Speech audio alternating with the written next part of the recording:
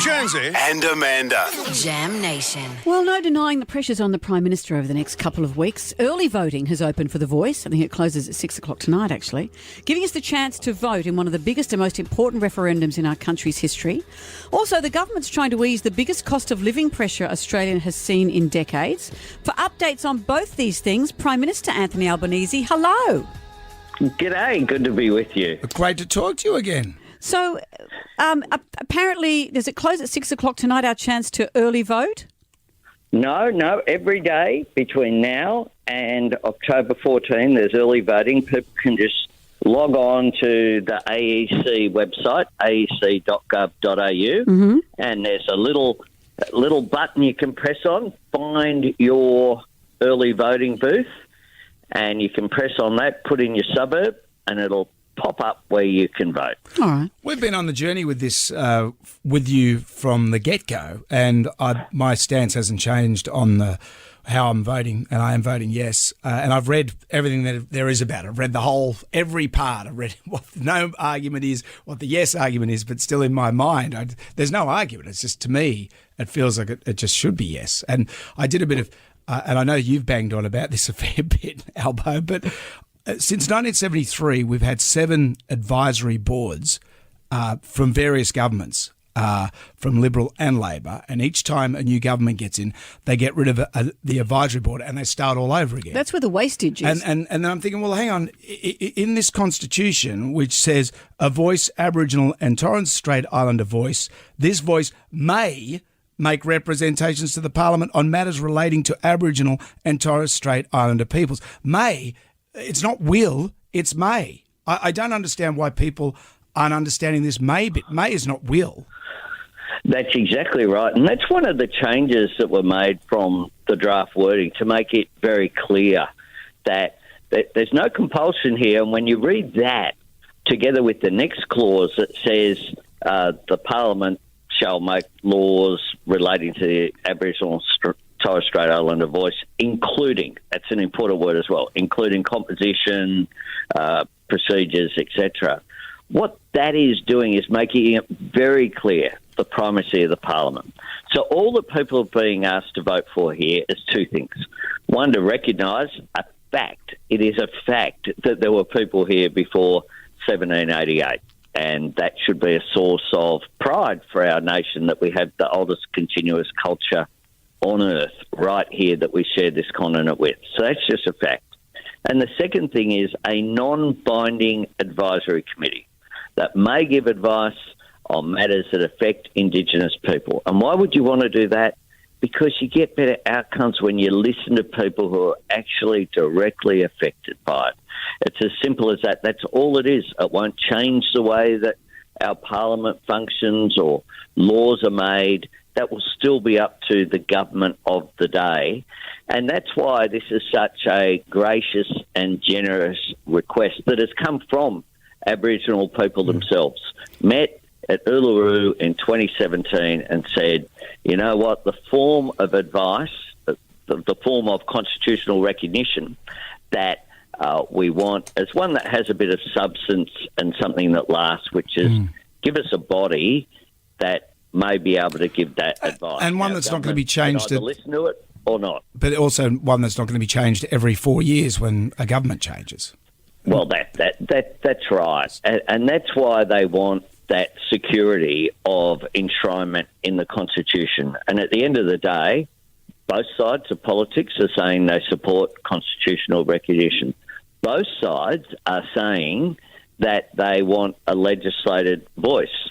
The Liberal Party says that they're going to do that. That's the policy that they've adopted for a long period of time. The only difference and all of the noise that's out there is about whether the voice can be abolished or not.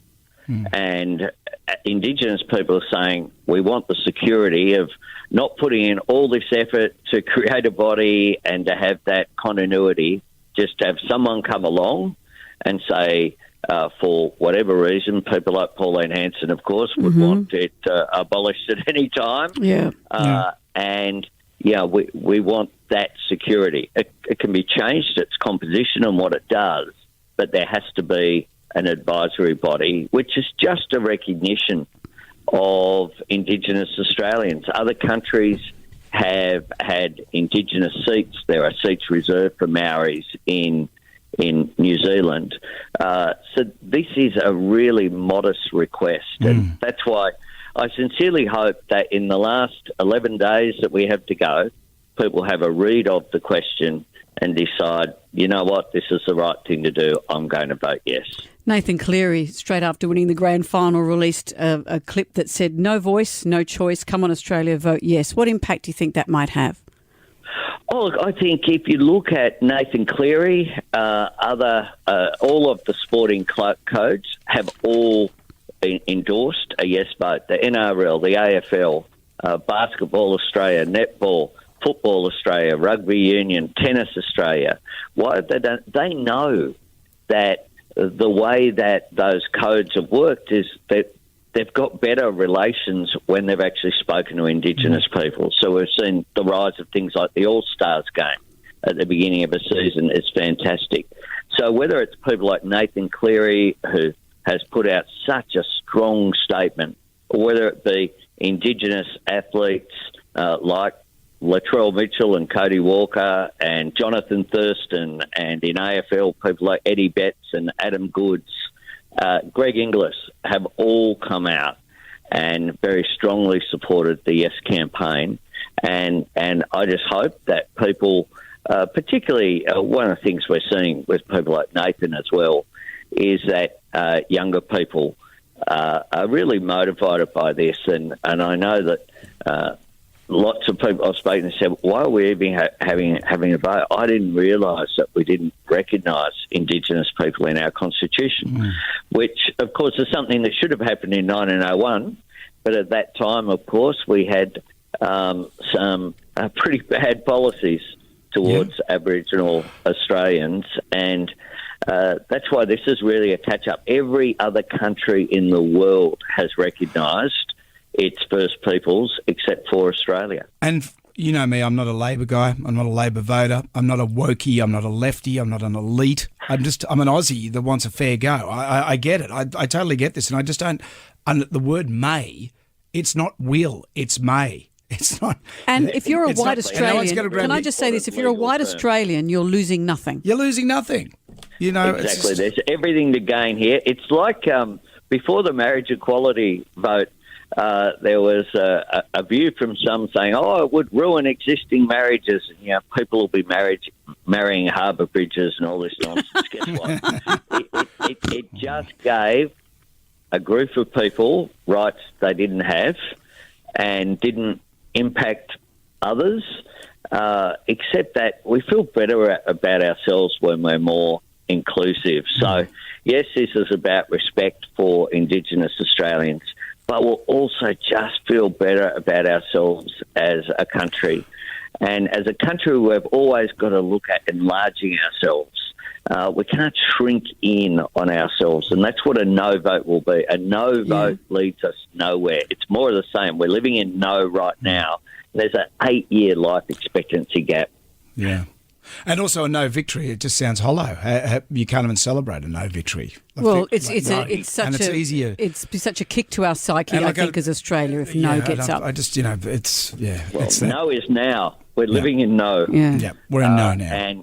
And having an advisory group never hurt anyone. There is absolutely no downside. And the only power it will have, of course, is the power of its ideas. If it has a good idea, it'll be adopted by government. Yep. If it doesn't, well, it won't. Yep. So, for example, I want to marry the Harbour Bridge. Oh, I want to marry the Harbour Bridge. I've noticed lately it's been looking at me, so obviously that's not a good idea. That winking eye on the top. Oh, they're always winking at me. Prime Minister... It's always flashing. It's always flashing. Anthony Albanese, thank you for joining us. Thanks for having us on the program, and have a wonderful day, guys. Appreciate it. Thank you. Your listeners.